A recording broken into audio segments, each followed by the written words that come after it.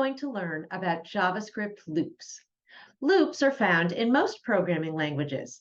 They are a way to execute code more than once without having to type the same code again and again. The most common type of loop is known as a for loop. It gives instructions that a block of code should execute for as long as a condition is true.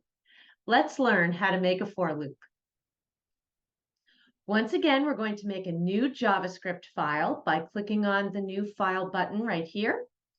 And we will call this file loops.js. Okay, and let's put in a little comment here. This is a for loop. And a for loop has three different parts, and I'm going to put those in first in the comments. So the first part creates a counter variable. The second part sets the condition in which the loop will execute. And then the third part increments the counter variable. So you might want to type this into your file as well so that you can refer back to it to see what the three parts of the for loop are. Okay, so now let's make a for loop. So we will say for, and then we'll create some parentheses. And inside the parentheses, we're going to put in those three parts. So the first part is we're going to create a counter variable. Let's just use x. X is very common. So we'll say for x equals 1. So we're setting the counter to 1. Then we use a semicolon. Now we put in the second part. The second part sets the condition in which the loop will execute. Let's say we want our loop to execute every time x is less than 5. So we'll say x is less than 5. Then we do another semicolon. Now we put in the third part, which is we're going to increment the counter after the loop has run. So we will increment the x variable by going x plus plus. Okay, now we can create our block of code. So we use the curly braces to create our block of code.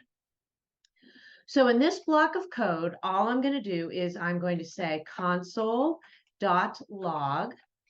and then I'm going to say x is, with a little space after the is, and then plus, and then I'll put in the variable x. So it will print out the value of x.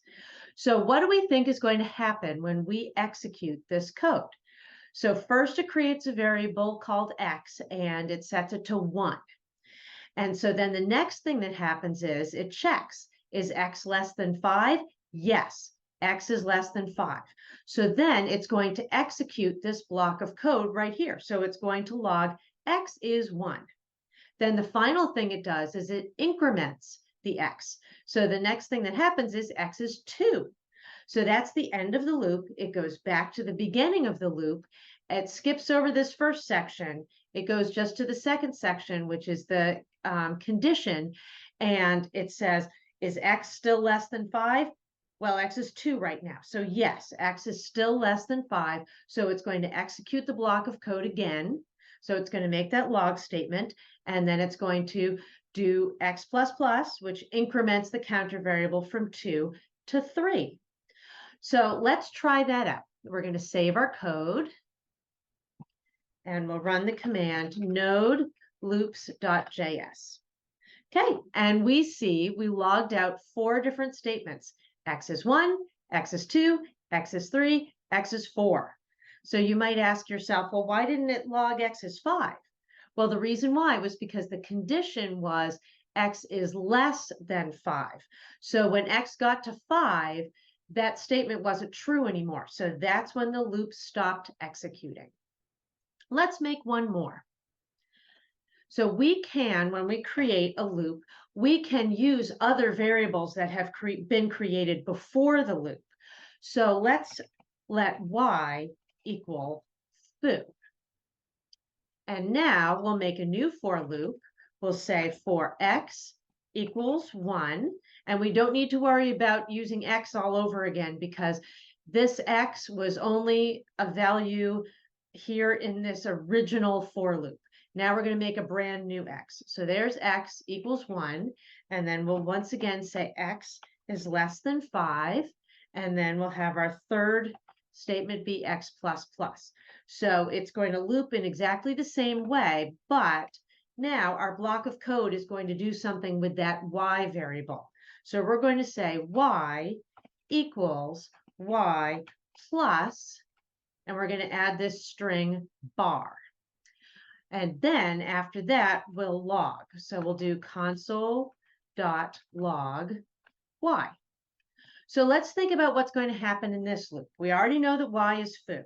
So now we've got X equals 1, and then we ask ourselves, is X less than 5? Yes, X is less than 5, so we're going to execute the code block.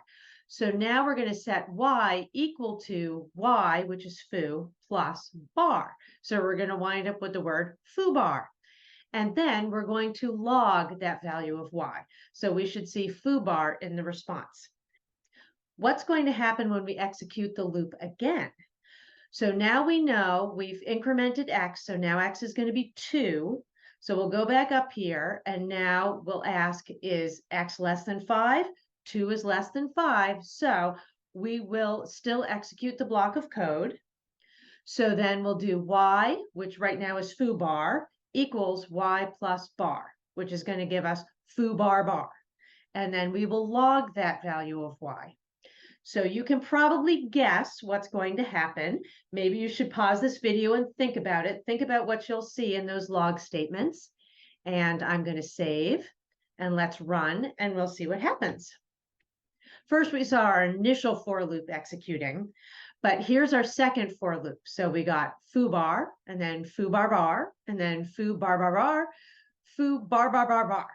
And then it stopped because at that point, X was equal to 5. And so the code block didn't execute anymore. Thanks for watching this video. If you found my training helpful, please like this video and share it with others. And be sure to subscribe so you don't miss a single lesson. If you're enjoying Monday Morning Automation and you'd like to learn even faster, be sure to check out my book, The Complete Software Tester, which is available in Kindle and paperback on Amazon.com.